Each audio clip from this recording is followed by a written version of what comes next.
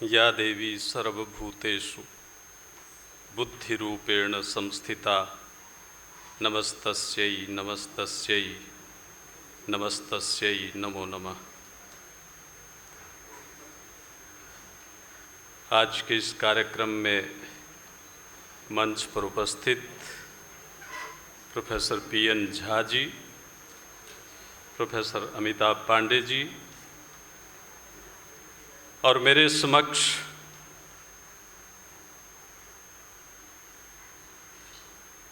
पिछले कल से इस दिव्य विषय पर विमर्श करते हुए सरस्वती की साधना में समरत समस्त सारस्वत साधक सभ्य श्रोतागण, आज का यह जो विषय है जिस पर 2 दिन से विमर्श चल रहा है, इसका ये संपूर्ति सत्र है और ये विषय spirituality a tested paradigm for global wellbeing, sustainability and digital mindfulness. इसको अगर हम, चूंकि मैं विद्यार्थी जो संस्कृत का हूँ, और अगर उस भाव में मैं कहूँ तो आध्यात्मिकता, वैश्विक कल्याण, संधारणीय विकास और डिजिटल सजगता के लिए एक परीक्षित प्रतिमान है।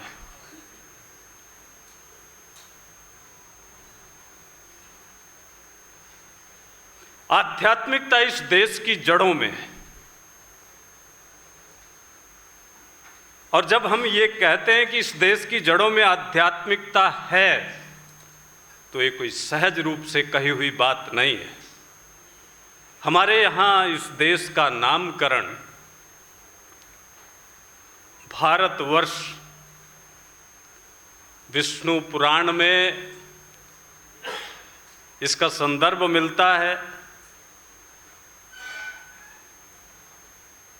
उत्तरम यत् समुद्रस्य हिमाद्रेश्चैव दक्षिणम वर्षम तद् भारतम नाम भारती यत्र संतति। यानी ऐसा भूखंड जिसके जो सागर के उत्तर में है और हिमालय के दक्षिण में है,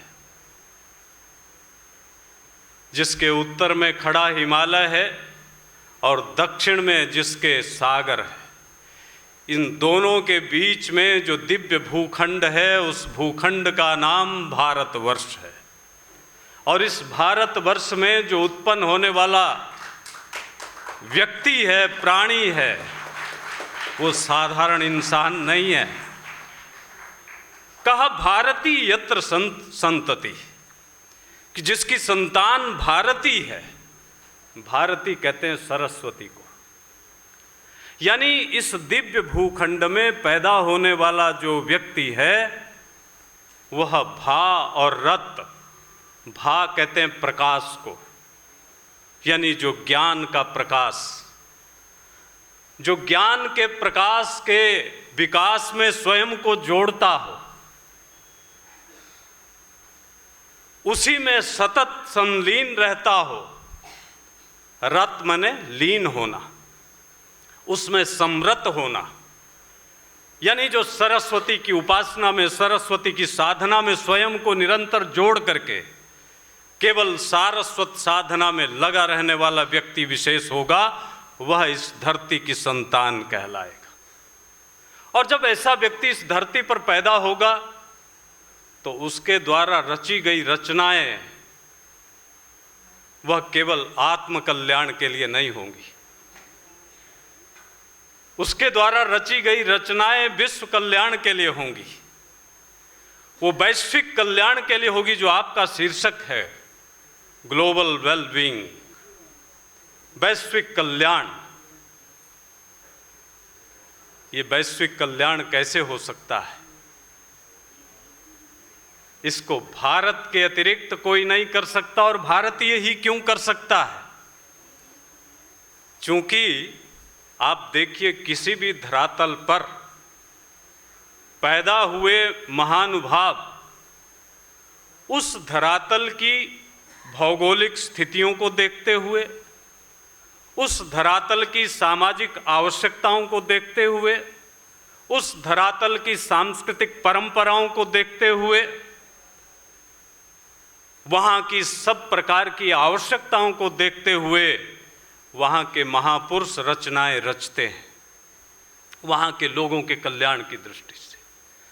और भारत एकमात्र ऐसा देश है दुनिया में जिसको प्रकृति का इतना वरदान प्राप्त है कि भारत में हर स्थिति और परिस्थिति देखी जा सकती है, जो दुनिया के किसी भी कोने में हो। यहाँ दुनिया के सबसे ऊंचे पहाड़ हैं, तो यहाँ दुनिया के सबसे उपजाऊ खेत खलिहान हैं। यहाँ दुनिया की सबसे पवित्र नदियाँ हैं, तो यहाँ दुनिया के सबसे पवित्र धर्म ग्रंथों का निर्माण हुआ। यहाँ दुनिया के सबसे अधिक तपश्चर्या करने वाले महानुभाव हुए। यहाँ दुनिया के अधिक मौसम यहाँ पाए जाते हैं, ऋतुएं यहाँ हैं। आप देखिए, एक तरफ खड़ा हिमालय बर्फ से आच्छादित, दूसरी तरफ राजस्थान का रेगिस्तान, तीसरी तरफ भारत माँ के चरणों को पखारता हुआ हिंद महासागर, चौथी तरफ हर वक्त वृष्टि होने वाला प्रदेश मेघालय। कौन सा ऐसा जलवायु, कौन सा ऐसा वातावरण जो हिंदुस्तान में ना हो? इसलिए हिंदुस्तान में जो रचना रची जाती है वो केवल हिंदुस्तान के लिए नहीं है, वो दुनिया के कल्याण के लिए, क्योंकि दुनिया की सारी आवश्यकताएं हिंदुस्तान में विराजमान। इसलिए यहां का ऋषि जब उद्घोष करता है सर्वे भवन्तु सुखिना, वो ये नहीं कहता कि मैं सुखी हूं बाकी सब दुखी हों। वो सबके कल्याण की कामना करता है और स्वार्थ को सर्वार्थ के साथ जोड़ करके व्यवहार में उतारता है। आज उसकी आवश्यकता इसलिए अधिक है क्योंकि आज हम भौतिक दृष्टि से प्रगति कर रहे हैं, हम आर्टिफिशियल इंटेलिजेंस की दुनिया में आगे बढ़ रहे हैं, हमारे पास सोशल मीडिया, इंटरनेट, इसकी ओवरलोडिंग हो रही है। ऐसे में हम आत्मिक शांति कैसे प्राप्त करें, ऐसे में हम अपने भीतर की संवेदनाओं को जीवित कैसे रख सकें, हम उत्तम इंसान कैसे बन सकें, इसके लिए भारत की ऋषियों के द्वारा दिखाया गया मार्ग हमारी सहायता करता है। भारत का ऋषि ये उद्घोष करता है कि आप भौतिक रूप से उन्नत होइए, लेकिन अपने को इंसान बना के रखिए। मनुर्भव, मनुस्मृति में आचार्य मनु कहते हैं कि मनुष्य बनो, और मनुष्य बनने के लिए उन्होंने क्या कहा कि किस तरह का मनुष्य होता है? मत्वा कर्माणि सिव्यति मनुष्य। मनुष्य की परिभाषा देते हुए उन्होंने कहा कि मनुष्य वो है जो सोच समझ करके कार्य में प्रवृत्त होता है। अब सोचना क्या है? सोचना ये है कि मनुष्य को क्या करना चाहिए, क्या नहीं करना चाहिए, इसका वर्णन। तो क्या करना चाहिए? कहा श्रुति स्मृति सदाचारः स्वस्य च प्रियमात्मना एतत् चतुर्विधम आहु साक्षात् धर्मस्य लक्षणम। हमको क्या अपनाना चाहिए, क्या करना चाहिए? कहा जो श्रुतियों में कहा गया। श्रुति किसको कहते हैं? वेद को। वेद का मतलब ज्ञान, और ज्ञान को प्राप्त करने के 6 रास्ते हैं। ज्ञान का जो भवन है वो 6 स्तंभों पर खड़ा है: शिक्षा, कल्प, निरुक्त, छंद, व्याकरण, ज्योतिष। इस ज्ञान को प्राप्त करने के 6 खंभों पर ये जो ज्ञान खड़ा है, इसको प्राप्त करने के 5 तरीके हैं। या तो आप देख करके ज्ञान प्राप्त कर सकते हैं, या सुन करके ज्ञान प्राप्त कर सकते हैं, या सूंघ करके ज्ञान प्राप्त कर सकते हैं, या चख करके ज्ञान प्राप्त कर सकते हैं या स्पर्श करके ज्ञान प्राप्त कर सकते हैं। इसलिए हमारे यहाँ 5 ज्ञानेंद्रियां, छठा कोई सीखने का तरीका नहीं है। और सबसे तीव्र गति से सीखने का माध्यम है दृष्टि। आप भूगोल में किसी क्षेत्र विशेष का वर्णन पढ़ते हैं, जब तक आपने वो क्षेत्र देखा ना हो उसकी गुणधर्म, उसकी विशेषताएं आपको कंठस्थ करनी पड़ती हैं। लेकिन अगर आपको उठा करके उस धरातल पर छोड़ दिया जाए, एक क्षण में आप उस धरातल का अवलोकन कर लेते हैं, तो ज्ञान एकदम उस धरातल का आपको हो जाता। तो चक्षु नेत्र जो है वो तीव्रतम साधन है सीखने का। यह जो विद्या है, इस विद्या को प्राप्त करने वाला ही यहाँ की संतान, इस देश की संतान भारती कहलाई। इस दिव्य गुण के कारण, क्योंकि उस भारती के कारण ही उसने उद्घोष किया दुनिया को कि वेदों ने जो कहा, वेदों ने क्या कहा? उन्होंने कहा कि जो महापुरुष जिस प्रकार का आचरण करें वैसा हम आचरण करें, और जो आपकी अंतरात्मा बोलती है उसका आचरण, उसका अनुसरण करें। लेकिन महापुरुष किस रास्ते पर चलते हैं? तो महापुरुष किस रास्ते पर चल करके महापुरुष बनते हैं, उसके लिए वेद ने कहा धृति क्षमा दमोस्तेयम शौचमिंद्रिय निग्रह धीर विद्या सत्यम अक्रोधो दशकम धर्म लक्षणम। ये 10 लक्षण हैं जिनको धारण करके सामान्य व्यक्ति महापुरुष बनता है। पहला है धैर्य। हम विपरीत परिस्थिति में धैर्य धारण करने वाले बने।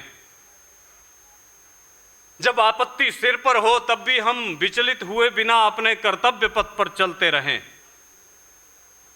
ये सामान्य पुरुष के लिए उपदेश है। और दूसरा, जब आपके भीतर सामर्थ्य आ जाए तो आप दंड देने का सामर्थ्य होने पर क्षमा का भाव अपने भीतर रखिए। ये दूसरा गुण। और तीसरा, बुराइयों का, कुरीतियों का, कुनीतियों का दमन करने का सामर्थ्य अपने भीतर विकसित करिए। और चौथा, अपने भीतर कभी चोरी का भाव न आने दीजिए। और पांचवा, अपने को, स्वयं को पवित्र रखिए। ये पवित्रता पानी से, साबुन से, शैम्पू से और तरह तरह के सामग्रियों से हो सकती है, लेकिन भीतर की पवित्रता स्वाध्याय से, साधना से, ध्यान से, चिंतन से, सत्संग से, साधना से, इनसे भीतर की पवित्रता बनाए। और छठा गुण है इंद्रियों पर नियंत्रण रखना। क्योंकि आंखें बोलती हैं सुंदर सुंदर देखें, कान बोलते हैं अच्छा अच्छा सुने, जिह्वा बोलती है सुस्वादु भोजन मिले, और नासिका बोलती है सुगंधित वातावरण हो, त्वक बोलती है अच्छा स्पर्श हो। और जब ये अच्छा अच्छा नहीं होता तो अच्छे की प्राप्ति के लिए व्यक्ति शॉर्टकट अपनाने लगता है, और उसको फिर हम बोलते हैं भ्रष्टाचार, अनाचार, व्यभिचार, कदाचार, मिथ्याचार। ये सारे आचार फिर रास्ता चला जाता है तिहाड़ की तरफ। इसलिए इंद्रियों पर नियंत्रण रखें। सातवां गुण है बुद्धि के अनुसार व्यवहार करें।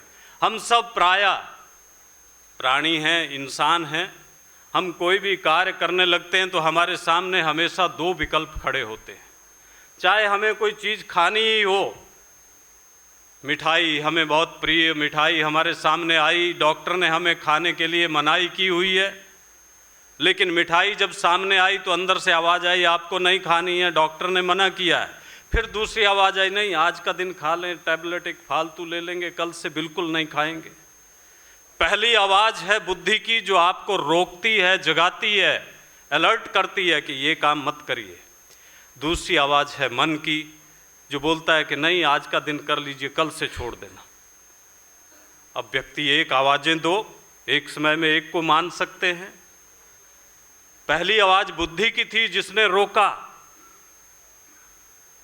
तो बुद्धि की मानी तो बुद्धि मानी, दूसरी आवाज़ मन की थी जिसने कहा नहीं आज कर डालिए। तो मन की मानी तो मनमानी खड़ा करती है परेशानी। इसलिए 7वां गुण है बुद्धि का, कि हमें बुद्धि के अनुसार व्यवहार करना है। और 8वां गुण है विद्या, ज्ञान। हम कभी भी ज्ञान अहंकार में न फंसें। कई बार हमारे भीतर ये भाव आ जाता है कि मैं तो अमुक प्रतिष्ठित संस्थान से अमुक विषय में पीएचडी होल्डर हूँ, मैंने 2 विषयों में पीएचडी की है, मुझसे बड़ा विद्वान कौन होगा। ये ज्ञान अहंकार व्यक्ति का सबसे बड़ा शत्रु है। हमारी भारतीय चिंतन धारा ये नहीं सिखाती। भारत का चिंतन सिखाता है कि बालादपि सुभाषितम, अपने दिमाग की खिड़कियां दरवाजे हमेशा सीखने के लिए खुले रखें। अगर छोटा सा बच्चा भी कोई अच्छी बात कहता है तो उसको भी सीखने में संकोच ना करें। हमें जहां से भी कुछ सीखने को मिले हमें लेने के लिए तत्पर रहना चाहिए। ये भारतीय ज्ञान परंपरा है।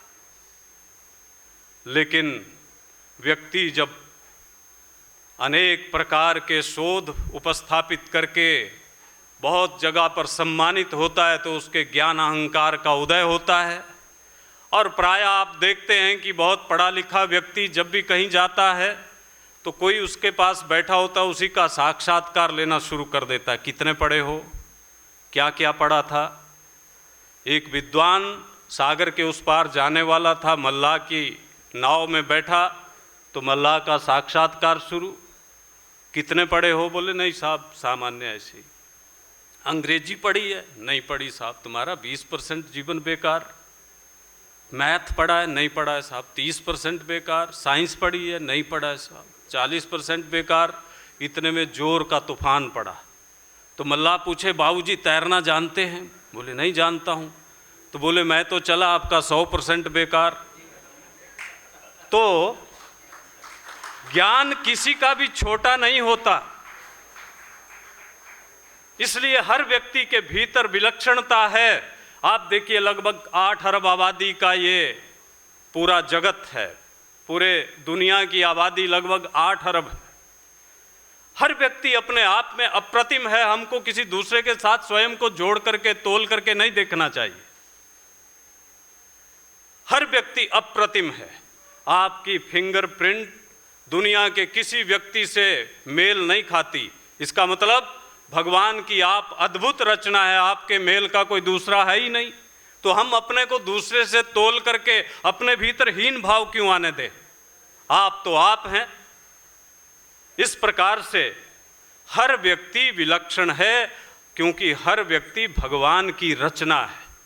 हमें हर व्यक्ति के भीतर भगवान का दर्शन करते हुए अपने आप को देखना है। क्योंकि आध्यात्मिकता की परिभाषा क्या है?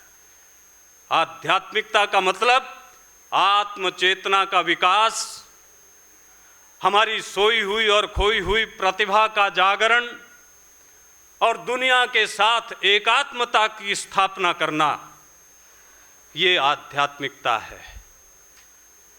हम अपना विकास करें और समाज के साथ स्वयं को जोड़ करके उसके साथ तादाद में बना करके उनके साथ व्यवहार करें। ये भाव हमारे भीतर आए। और आज इसकी आवश्यकता तब और अधिक बढ़ जाती है जब हम आर्टिफिशियल इंटेलिजेंस के युग में आगे बढ़ रहे हों। ये हमारी बहुत सहायता कर सकती है, लेकिन संवेदनाएं कहाँ से लाएगी, अपनापन कहाँ से लाएगी, दुख की अनुभूति कहाँ से कराएगी। ये आसुरी शक्ति है। अगर इसको आध्यात्मिक रूप शक्ति से नियंत्रित नहीं किया जाएगा तो ये दुनिया के विनाश का कारण बनेगी। और अगर इस आर्टिफिशियल इंटेलिजेंस को, कृत्रिम बुद्धिमत्ता को आध्यात्मिकता की शक्ति से नियंत्रित किया जाएगा तो ये दुनिया के विकास का कारण बनेगी। और दुनिया के विकास की प्रकाश की पहली किरणें जरूरतमंद झोंपड़ी पर पड़ेंगी।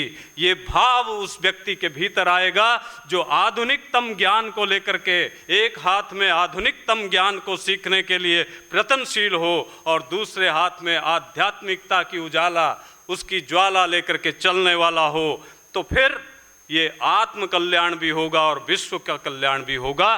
क्योंकि हमारा ऋषि इस देश का ऋषि उद्घोष करता है, श्रूयताम धर्म सर्वस्व श्रुत्वा चैवावधार्यताम आत्मनः प्रतिकूलानि परेशान न समाचरेत। दुनिया के सब धर्म वालों सुनिए, और अगर सुन लिया है तो उसका चिंतन करिए, अपने भीतर उतारिए।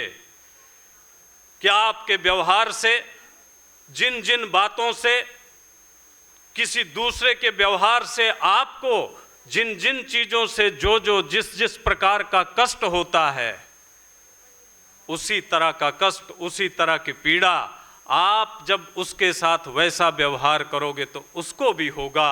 अगर आपके पांव में कांटा चुभने से दर्द होता है तो वही कांटा जब किसी दूसरे के पांव में चुभेगा तो उसको भी वैसा ही दर्द होगा। इस भाव को अपने हृदय में रख करके उसके साथ व्यवहार करिए।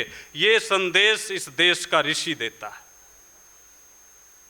ऐसी दिव्य आध्यात्मिक भावना को लेकर के चलने वाली यह भारत भूमि, और उस भारत भूमि की भी यह पवित्र भूमि काशी, जहां आप लोग इसका इस प्रकार से मंथन कर रहे हैं, इस मंथन का लाभ केवल आपको नहीं मिलने वाला, आपके द्वारा जो ये विचार निकलेंगे, ये विचार काशी की आवाज़ केवल काशी तक या देश तक नहीं रहती, क्योंकि ये दुनिया की सांस्कृतिक राजधानी के रूप में प्रतिष्ठित है।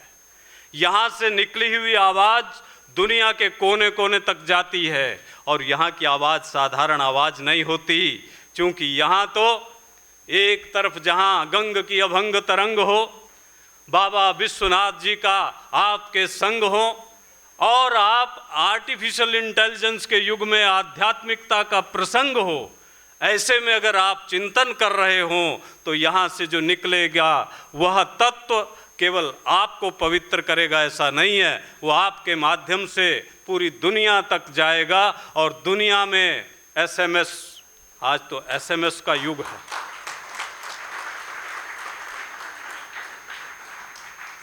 आपका एसएमएस दुनिया तक जाता है, तो ये एसएमएस क्यों ना जाए।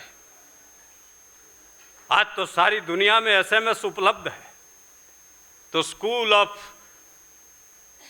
साइंस एंड मैनेजमेंट, ये जो आपका इंस्टीट्यूट है, ये जो पवित्र धरती है, इसका भी अपनी विलक्षणता है।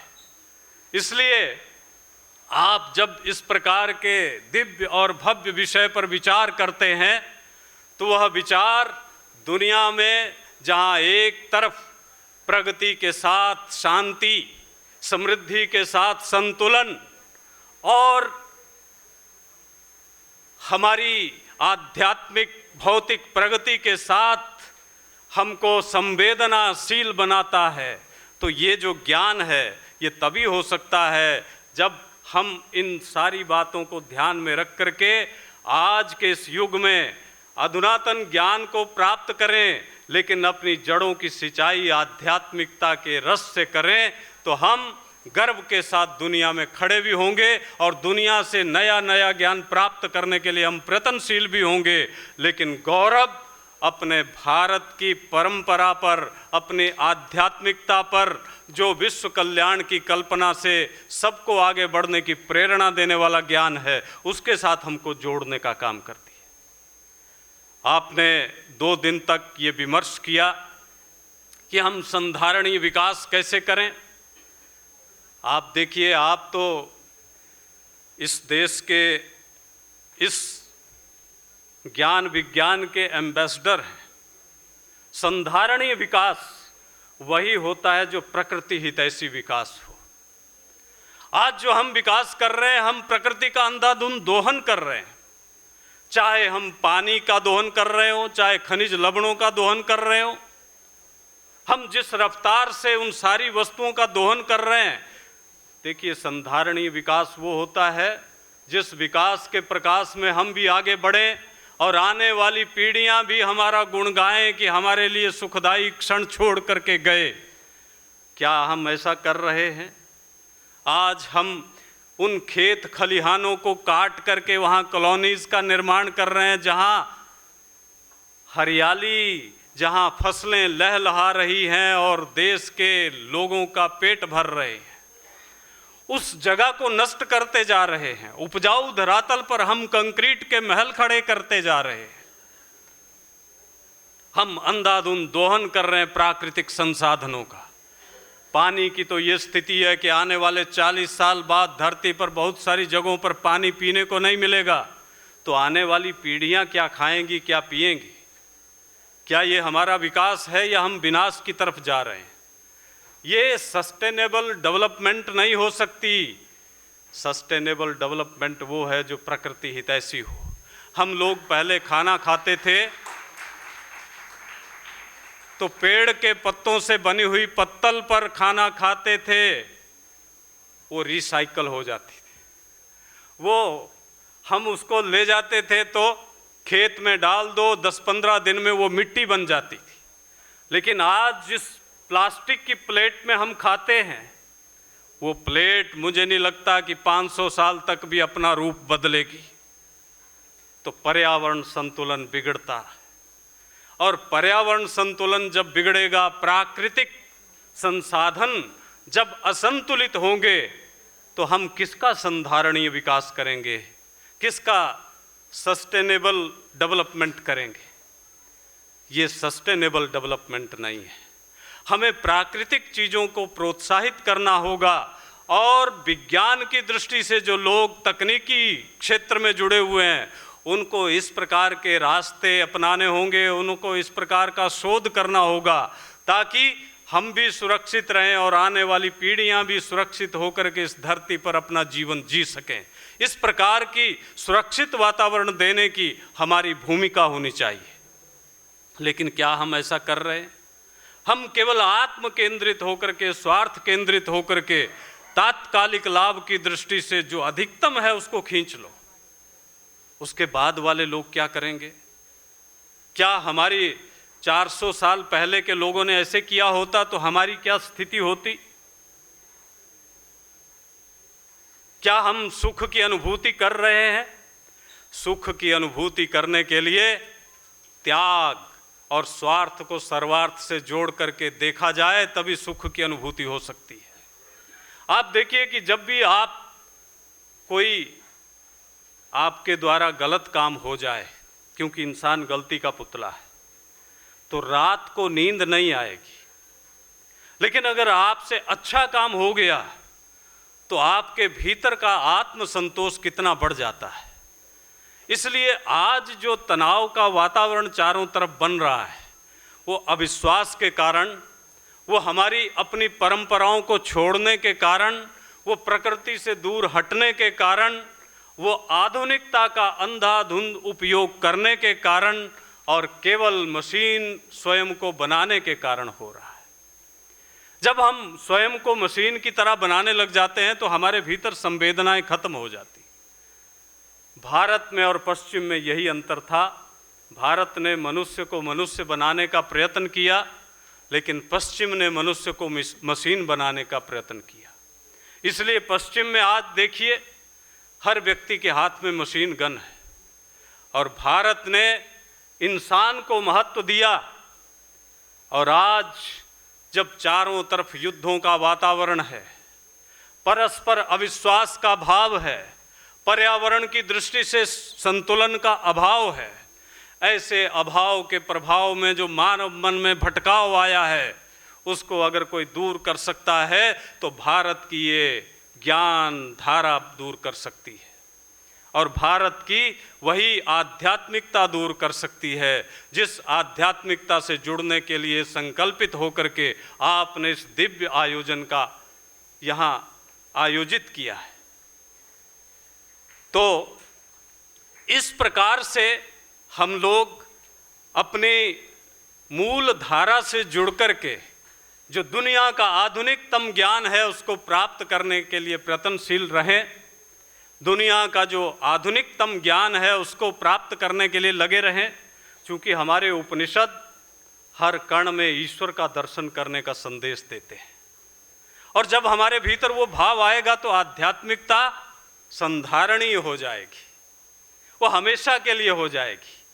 हमारा ईशोपनिषद आरंभ में अपना 2 दिन का प्रतिवेदन प्रस्तुत करते हुए जब कहा कि ईशोपनिषद का विचार हमारे सामने स्पष्ट है, ईशावास्यमिदं सर्वम यत् किंच जगत्याम जगत, कि दुनिया के कण कण में ईश्वर का वास है। दुनिया का जो कुछ कण है उस सब में ईश्वर है। आज से कुछ साल पहले तक जब हम ये बात कहते थे तो दुनिया हंसती थी कि कण कण में ईश्वर कैसे हो सकता है, ईश्वर तो चेतन है, ईश्वर तो ऊर्जावान है, पत्थर में ईश्वर कैसे होगा।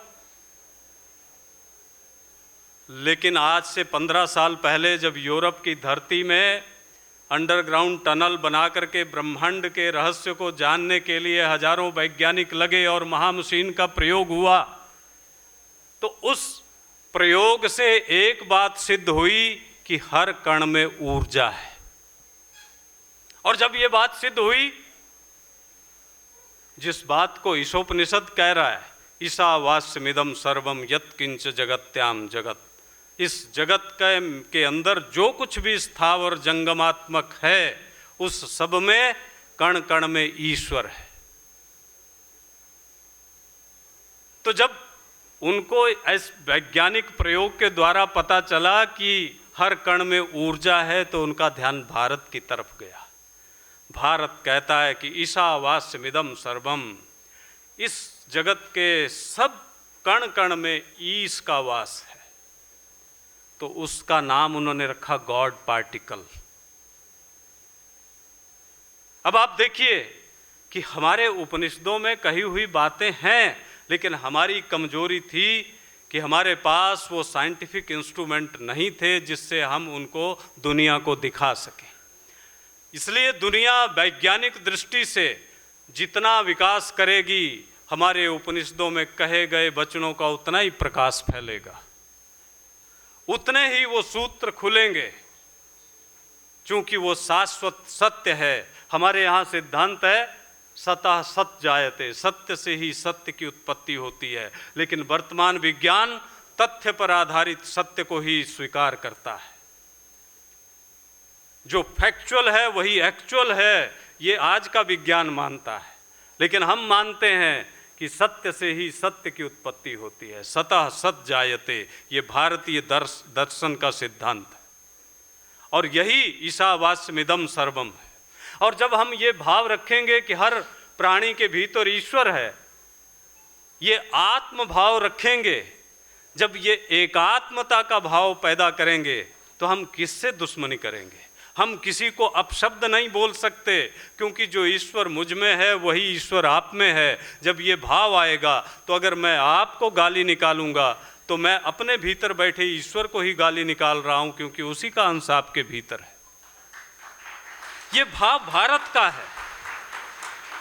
इसलिए जब हम भिन्न हैं ही नहीं, तो हम दूसरे प्राणी का अहित कैसे सोचें, दूसरे के बारे में बुरा कैसे सोचें। और जब ये भाव आएगा, तभी दुनिया में शांति हो सकती है। ये 7 नंबर बेड़ा, 5 नंबर बेड़ा, 6 नंबर बेड़ा, 1 नंबर बेड़ा, ये शांति स्थापित नहीं कर सकते। शांति अगर स्थापित कर सकती है तो भारत की ज्ञान धारा शांति स्थापित कर सकती है। ये शक्ति के बल पर शांति स्थापित नहीं हो सकती। शक्ति को जब तक अध्यात्म से नियंत्रित नहीं किया जाएगा, दुनिया शांत नहीं हो सकती।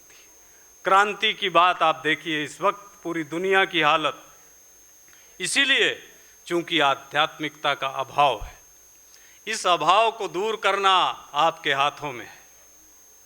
चूंकि आप आधुनिक शिक्षा से जुड़े हुए हैं और तकनीकी शिक्षा के आधार पर जब हम तकनीक के साथ संवेदना को जोड़ें